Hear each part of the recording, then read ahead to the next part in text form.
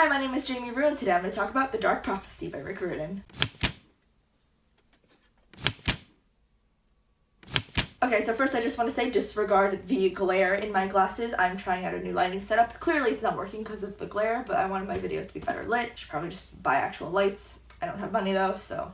The Dark Prophecy! It's the second book in the Trials of Apollo series, which is the second Percy Jackson spin-off series and like the third Greek mythology series that Riordan has written. And I love the Percy Jackson series with all of my heart. With like every single part of my being, I love the Percy Jackson series. Heroes of Olympus fell short for me in comparison and just like steadily got worse as the series progressed, I think. Overall, I think that series, as much as I raved about it in my Blood of Olympus review, like I don't think it was as good as the Percy Jackson series was. And I read The Hidden Oracle last year, which is the first book in this series, and I was elated because it seemed so much like the Percy Jackson series, like it brought back something that I thought was missing from the Heroes of Olympus series, and I think I got my hopes up too soon. I don't want to say that I'm disappointed by this book. I don't know if I'm disappointed by this book. I am underwhelmed by this book is the best way to put it. I am indifferent. I don't care one way or another about this book. And I guess that is disappointing.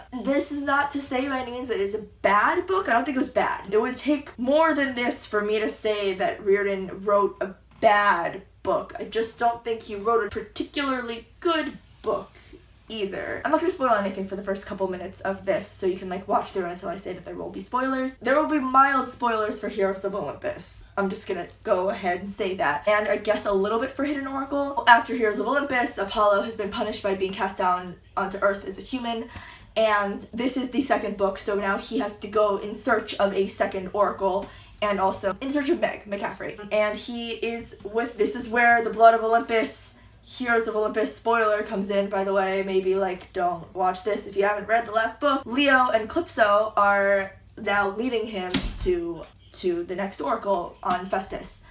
That's where this book starts off, and I mean, that's what happens in this book. I really can't, like, it was just very underwhelming, both plot-wise and character-wise. Not much happened. This is my absolute honest opinion of this novel, and I feel bad about it. It's not like I'm vindictively like out to get Rick Riordan. I love Rick Riordan. I'm sorry if this offends anyone, by the way. This is not my intention. I don't want to offend anyone. I want to like this book so much. I want to love it. I want to be raving about it to you and telling you how much I love it, and I just can't. It's frustrating to me that I can't do that because I love the Percy Jackson series. The Last Olympian, the 5th book in the Percy Jackson series, is one of my favorite books ever. I own 3 copies of that book, okay? So like I don't want to turn anyone away from the Percy Jackson series at all. That's not what I want to do. I want to love this book. It's just that the quality of his books has somehow gotten worse over the years, and I don't even know how that's possible. I love Rick Riordan's voice in the Percy Jackson series, but I think as his writing has progressed, he's fallen too much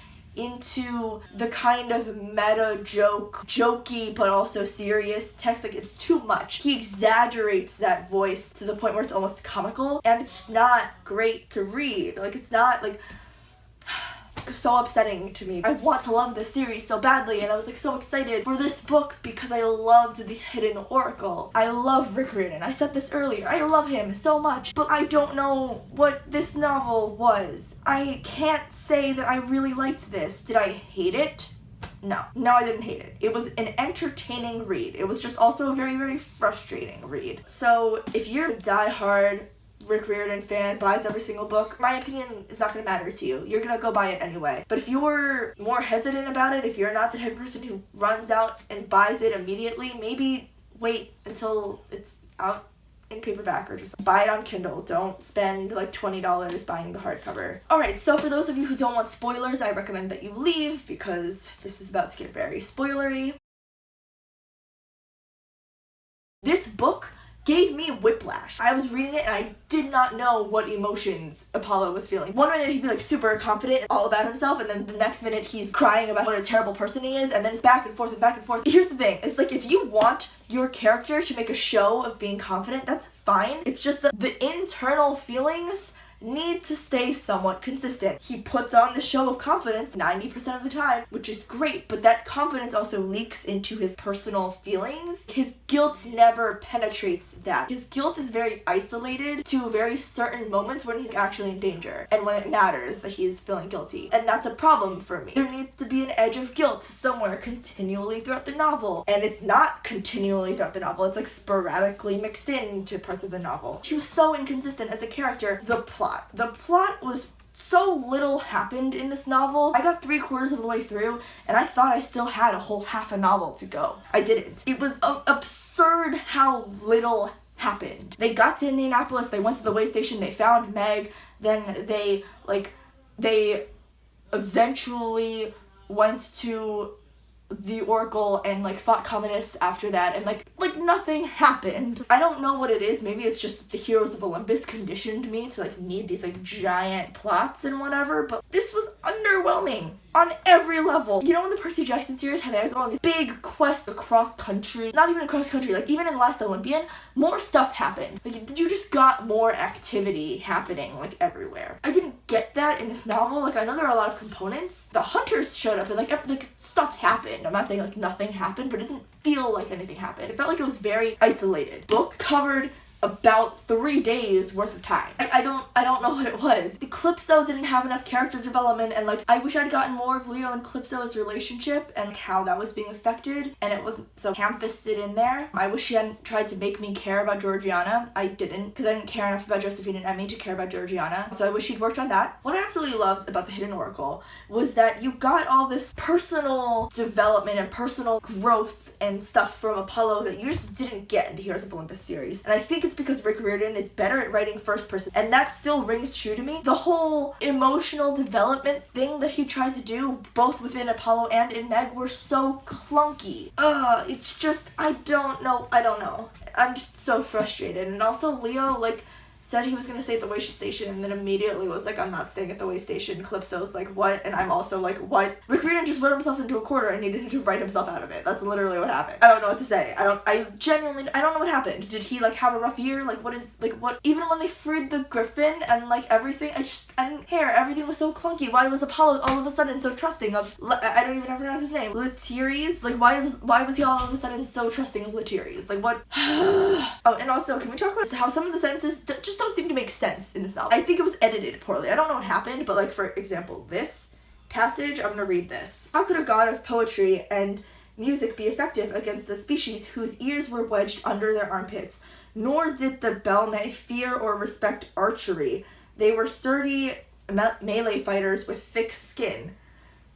I mean, like, that's just poor line editing. The nor following the question just doesn't really make sense grammatically. And there's, like, stuff like that throughout the novel. And it's frustrating. I just wanted him to have a better copy editor. I literally don't know what happened. I just am so frustrated with this novel. The one thing I was excited about was Grover. I was just excited about Grover, but also, where was Grover throughout the entire Heroes of Olympus series? I thought he died. I mean, like, not actually, because he was, like, mentioned in the Heroes of Olympus series, but he, like, wasn't in it. He was mentioned, like, once or twice. And then now, all of a sudden, Grover's gonna be a main character in this? I have a problem with that. It's like you forgot that Grover existed, and then you wrote yourself into a corner, and then you needed to find yourself a satyr, and you were just like, oh, remember that old character?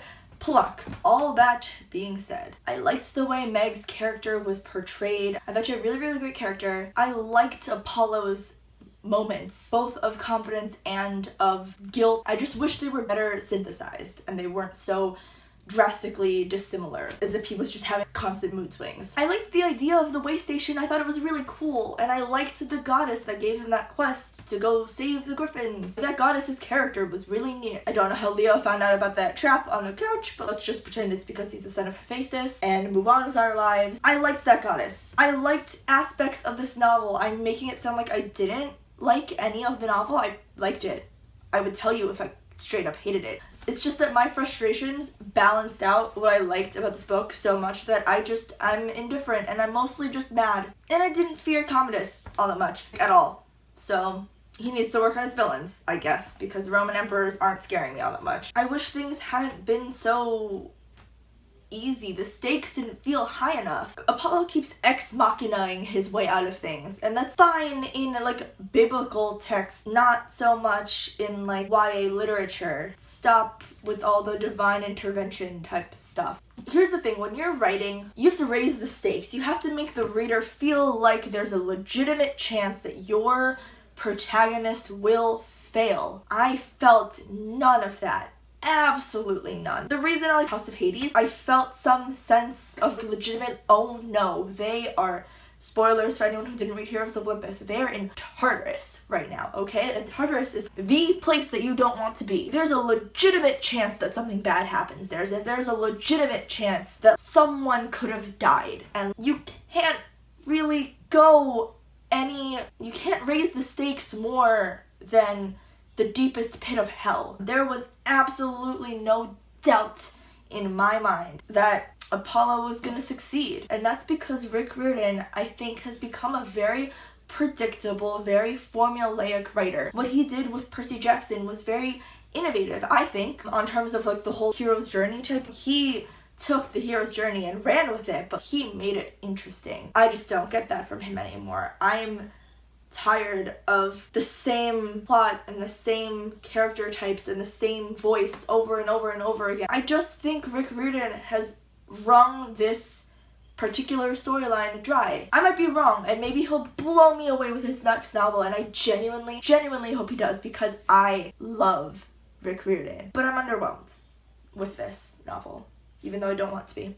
That's just the truth. I hope the next book in the series is better, because I am looking forward to the Burning Maze. I want Grover to be a main character again. I want Apollo to succeed. I want Meg to like free herself from Nero. And also the Beast narrative fell off the face of the planet. Like, I don't, this novel was just so clunky in comparison to his other ones. I don't know what happened. I'm hoping it gets better.